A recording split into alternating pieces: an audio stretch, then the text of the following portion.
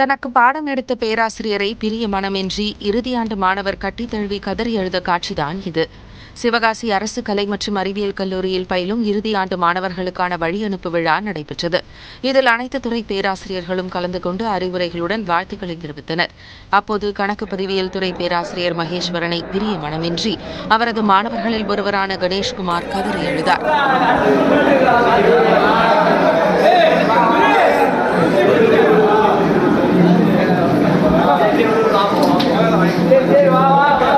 வழியனுப்பு விழாவில் நண்பர்களை பிரிவதை எண்ணி கல்லூரி மாணவர்கள் கண்ணீர் சிந்துவது இயல்புதான். ஆனால் பேராசிரியரை பிரிய மனமின்றி மாணவர் கதறி எழுத காட்சி அனைவரையும் நெகிழ வைத்தது. இக்காணொலி சமூக வலைதளங்களிலும் பலரின் கவனத்தை பெற்றுள்ளது.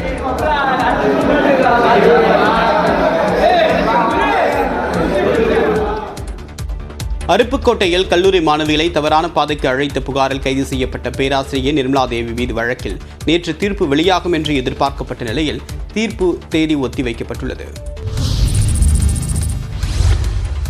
தமிழ்நாட்டையே பரபரப்புக்குள்ளாக்கிய பேராசிரியர் நிர்மலா தேவி வழக்கில் தீர்ப்பு வெளியாகும் என்று எதிர்பார்க்கப்பட்ட நிலையில் வரும் 29ஆம் தேதிக்கு நீதிபதி ஒத்திவைத்தார். அருப்புக்கோட்டையில் தனியார் கல்லூரியில் உதவி பேராசிரியராக பணிபுரிந்த நிர்மலா தேவி 2018ஆம் ஆண்டு கல்லூரி மாணவிகளை தவறான பாதைக்கு அளித்ததாக கைது செய்யப்பட்டார். இந்த விவகாரத்தில் நிர்மலா தேவிக்கு உடந்தையாக இருந்ததாக மதுரை காமராஜர் பல்கலைக்கழக பேராசிரியர் முருகன், ஆராய்ச்சி மாணவர் கருப்பசாமி ஆகியோரும் கைது செய்யப்பட்டனர். சாட்சியிடம் விசாரணை மேற்கொண்ட சிபிசிஐடி போலீசார் முதற்கட்டமாக 1160 பக்கங்கள் கொண்ட குற்றப்பத்திரிகையும், இரண்டாம் கட்டமாக 200 பக்கங்கள் கொண்ட குற்றப்பத்திரிகையும் தாக்கல் செய்தனர். வழக்கில் உள்ள சாட்சியங்களிடம் விசாரணை நிறைவு பெற்றதை அடுத்து வெள்ளிக்கிழமை தீர்ப்பு வழங்குவதாக ஸ்ரீவில்லிபுத்தூர் மகளிர் நீதிமன்ற நீதிபதி பகவதி அம்மாள் அறிவித்திருந்தார். ஆனால் நிர்மலா தேவி நீதிமன்றத்தில் ஆஜராகாத நிலையில் வழக்கின் தீர்ப்பை வரக்கூடிய 29ஆம் தேதிக்கு நீதிபதி பகவதி அம்மாள் ஒத்திவைத்தார்.